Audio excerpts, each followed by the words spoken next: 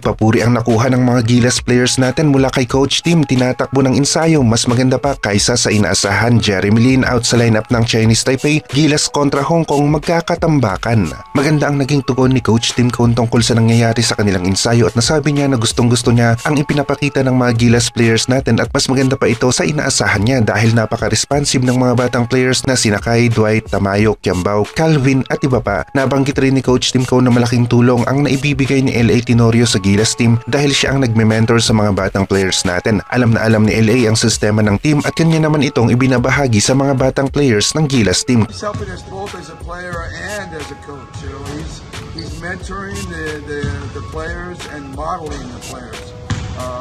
You know, he knows our system better than anybody, probably even better than myself. So, you know, he can coach it, he can model it, and so that makes him very, very valuable.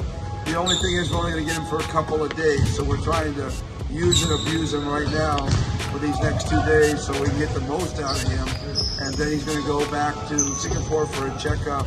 Kailangan ng Gilas na makapasok sa top 2 ng Group B nang sa ganon ay pasok na tayo sa FIBA Asia Cup at nakikita naman natin na kaya nila itong gawin. Ang magiging isang malaking challenge nga lang at magandang laban ay ang Gilas kontra sa team ng New Zealand sa second window at matagal-tagal pa nga rin ang larong ito. Kay Soto ang isa sa nakakuha ng papuri ni Coach Tim at nasabi nga ni CTC na maganda ang ipinapakita ni Kai sa ensayo. Mainit-init nga rin ang laro ni Kai mula sa Japan B1 B-League at back-to-back double-double ang kanyang nagawa sa magkasunod na laro nila at ito pa ay laban sa isa sa top teams ng Japan B1 B-League. Nasa kondisyon na rin itong si Kaijo at halos wala silang pahinga ni Dwight Ramos dahil pagkatapos nila sa Japan B1 B-League ay dumiretso na sila dito sa Pilipinas at sumabak kaagad sa Gilas training camp. Maganda ang work ethic ng mga Gilas players natin at maging itong si Kai ay ganado nga rin sa pamumuno ni Coach Tim Cone. Nagawa ng Gilas at ni Coach Tim na makakuha ng Southeast Asian Games gold medal at may pag-asa rin na makuha nila ang FIBA Asia Cup gold medal kapag ipinagpatuloy nila ang kanilang plano hanggang sa FIBA Asia Cup. Isa sa solusyon na naiisip nga ni Coach Tim ay iwasan ang madalas na pagbabago sa lineup ng Gilas at kadalasan ang nangyayari ay back to zero ang Gilas kapag ganito